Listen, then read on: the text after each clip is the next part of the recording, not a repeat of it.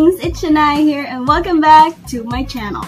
So for this week's video, I am going to be showing you a Coachella makeup look, and this video is in collaboration with Ate Crisha Mariano here on YouTube. And alam nyo ba, nagpaplano na talaga kami mag-collab as in yung magkasama kami, pero hindi nangyari kasi may mga plano kami.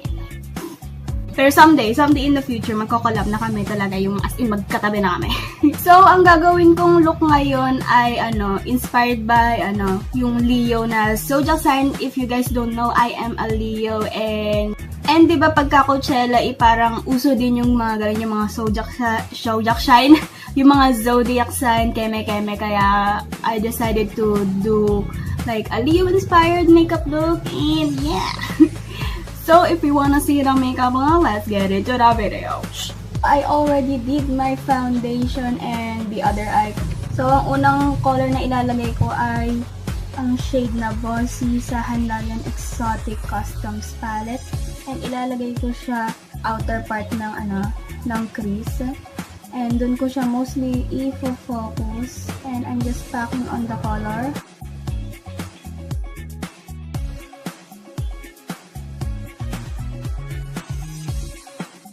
And windshield wiper motions ang ginagamit ko para medyo ma-blend na rin siya. Tapos pagdating sa ends ay medyo itataas natin siyang paganyan para meron siyang parang winged out effect. And then I'm taking the shade Naked Look from the HANDAIYAN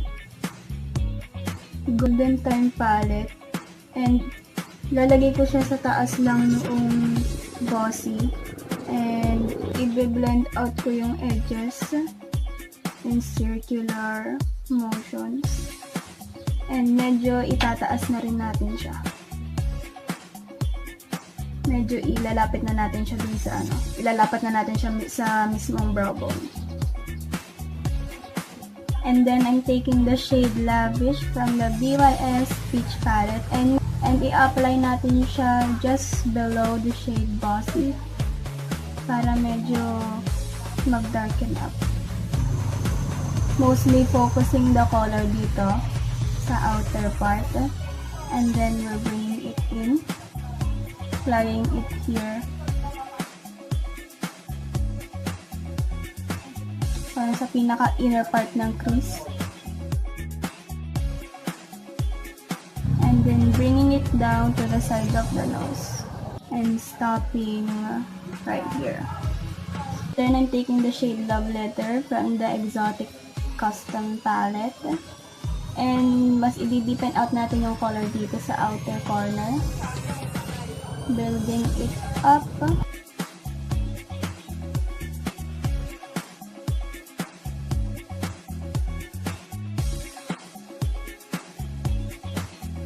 Bringing that color here, so pinaglagyan natin ng Lavish kanina, and also bringing it down, but mostly focusing dito sa area na to. Now, once that's all blended, I'm going to be cutting the crease. Gagawa tayo ng parang half cut crease lang. So, since mono lid and hooded lid ako, i-fake ko lang yung crease ko kasi wala talaga. And make sure to take your time with this kasi dapat hindi minamadali ang mga cut crease kasi kundi pangit ang kakalabasan. And I'm stopping dito sa tapat ng my pupil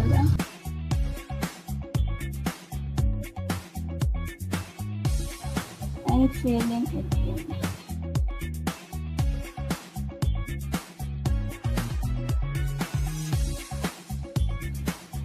And then, ipapat ko lang yung concealer para medyo maset na siya. Success! And I'm taking the shade All Star from the Golden Time Palette. And ilalagay ko siya kung saan natin nilagay yung concealer. And then, I'm taking the shade Fling from the Exotic Customs Palette. And ipapat ko siya dun sa pagitan ng All Star tsaka noong mga mattes na nilagay natin kanina. Para may transition color sila. And then I'm taking the shade Bossy and ilalagay ko siya sa aking lower lash line. And we're leaving that inner third blank.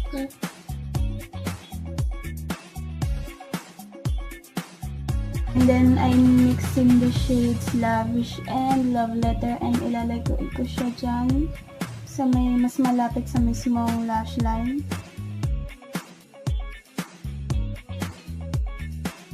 We're gonna bring it down na pag ganon. It's like we're faking our inner corner. Lalagyan ko ng concealer itong inner part ng line na yan.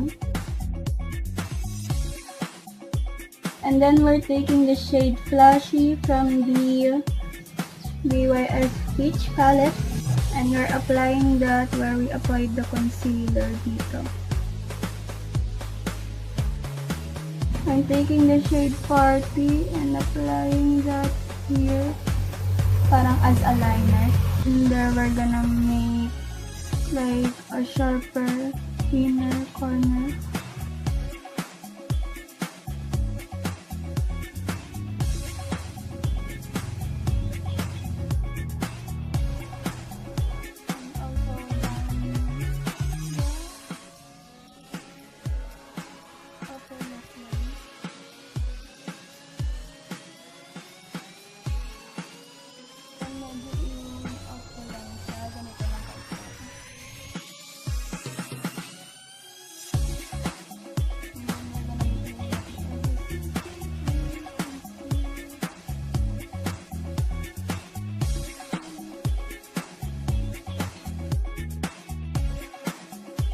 Now we're going to be baking the side of the nose para yung red eyeshadow na yung mag-serve as contour natin.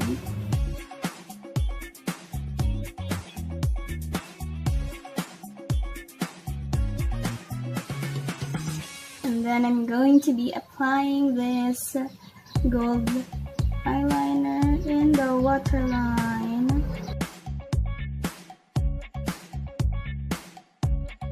And then we're gonna bronze up the face. You know the drill. And then for our contour, gagawin natin siyang pababa instead of like yung normal na contour. Gagawin natin siyang straight down, well, not straight, pero diagonal. Ganyan, para medyo snatch ang ating face. Then we're just gonna move on the balloon. And we're gonna brush off that baking. And para sa blush natin, susunod lang natin siya dun sa sa alignment ng contour. So, ganyan. And wag na masyadong marami kasi masyadong lang red ang ating mata, kaya medyo i-balance out natin. And then, I'm going to be highlighting the center of my face. And I do this all the time.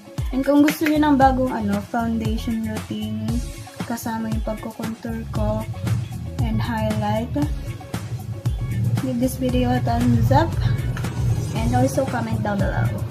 And I'm just going to be applying falsies and then magmamaskara ko, and I'll be right back. And then I'm going to be taking the shade Dazzling from the BYS palette, and I'm using that as a highlighter. And I forgot to highlight the brow bone, so we're gonna do that just a teensy bit. And then I'm using this BYS Cosmetics liquid lipstick in the shade Star. Then I'm just going to be applying a line in the middle of my bottom lip.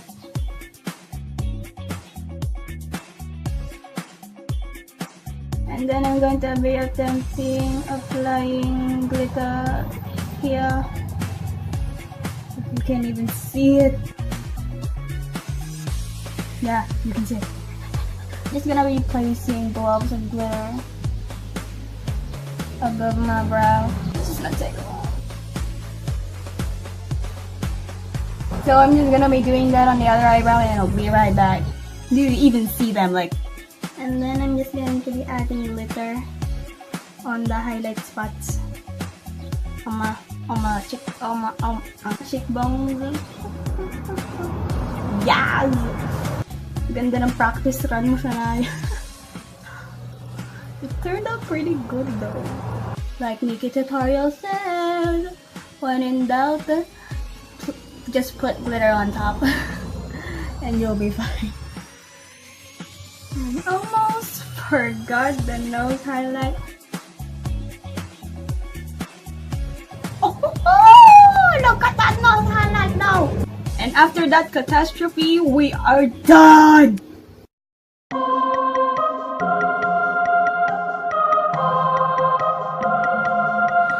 Baby, what you say? I ain't here to conversate. Baby, I don't play. From Miami, causing trouble in LA. Is the finished makeup look, mga besh. Oh my god, ang ratchet ng itsura ko. As in, ito, literal na kwintas. Ito, bracelet na may nilagyan ko ng tali sa likod. So, that is it for this video. And I hope you guys enjoyed this makeup look. And I am so freaking in love with it. As in, guys. Nakaka-proud sa sarili. Oh my god! And shout out sa mga Leo dyan. Hey, Leo Squad, where you at? Oh my gosh, I just really love this look. Oh my god, like, Brett Mutton Rock is also a Leo and I feel like a queen right now. Make up your mind, son, kung lalabas ka or hindi. So, I apologize sa light change throughout the video na to kasi natural lighting lang naman ang gamit ko. Kaya hindi ko makokontrol kung saan gusto ng araw lumabas o ano. So, if you like this video, make sure to give it a big thumbs up and also subscribe to my channel. And also, click the notification bell to be notified whenever I upload a new video. And I have a lot of video ideas in mind, so make sure to be notified by clicking the notification bell. And also, follow me on my Instagram at cianiadj. Links are in the description box. And ayun, I just love this look so much, like, And also, make sure to watch Ate Crisha's video, which I will be putting, ewan ko kung pwedeng ilagay dito sa iCard. Kung hindi pwede dyan, ilalagay ko na lang sa description box. And yes, so that is it. I love you guys. Heart to heart to heart to. And yeah, bye.